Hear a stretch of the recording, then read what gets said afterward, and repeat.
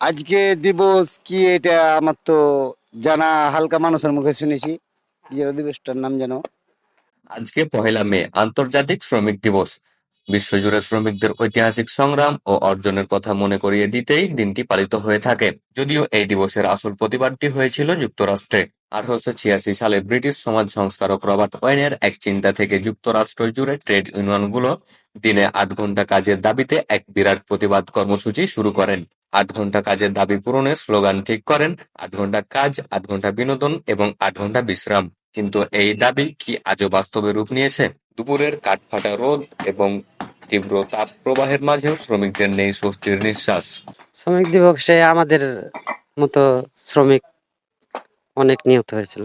তারা 8 ঘন্টার দাবিতে কাজ করছিল। হ্যাঁ, এত রোদ্রে, অনেক রোদ দেখতে পাচ্ছি। হ্যাঁ। আপনারা যে কাজ করছেন, কাজের কি ন্যায্য পারিশ্রমিক পান? হ্যাঁ পাই। আর কাজের যে ওই যে 8 ঘন্টার দাবি, হ্যাঁ। সেটা কি হচ্ছে? হ্যাঁ হচ্ছে। জি, শ্রমিক দিবস। শ্রমিক দিবস। জি, আচ্ছা, এত যে রোদ, অনেক কষ্ট হচ্ছে তো কাজ করতে। হ্যাঁ অবশ্যই কষ্ট তো হতেইছে। কারণ কি করব, আমাদের গরিব মানুষের আবার কষ্ট, তারপর কাজ করে। তারপরে করতেই হবে। এখন কি করবে? আচ্ছা, কাজ আপনি যে কাজ অনুযায়ী মজুরি দিচ্ছেন। মজুরি এখন বাজার তুলনায় একটু কমই হয়, তারপরও এখন কি করা যাবে বলেন? কি করা যাবে? আমার এই সব বিষয়ই কিছু কিছু দেখে, কিন্তু শ্রমিকের বিষয়টা কে দেখে?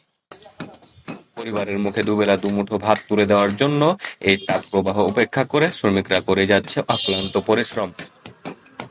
আজকে দিবস কি এটা আমার তো জানা, হালকা মানুষের মুখে শুনেছি। বিজয় দিবসটার নাম যেন শ্রমিক দিবস। হ্যাঁ, শ্রমিক দিবস আমাদের কাজের দিবসের আর কি। তো যা হোক, কাজ তো করছি, দেখতে পাইছেন আপনারা। কাজের মজুরি আপনার ধরেন যে আছে আপনার 600 টাকা, বুঝছেন কিনা। আদার্স আরো মিস্ত্রি হেল্পার আছে কিছু কিছু 700 800।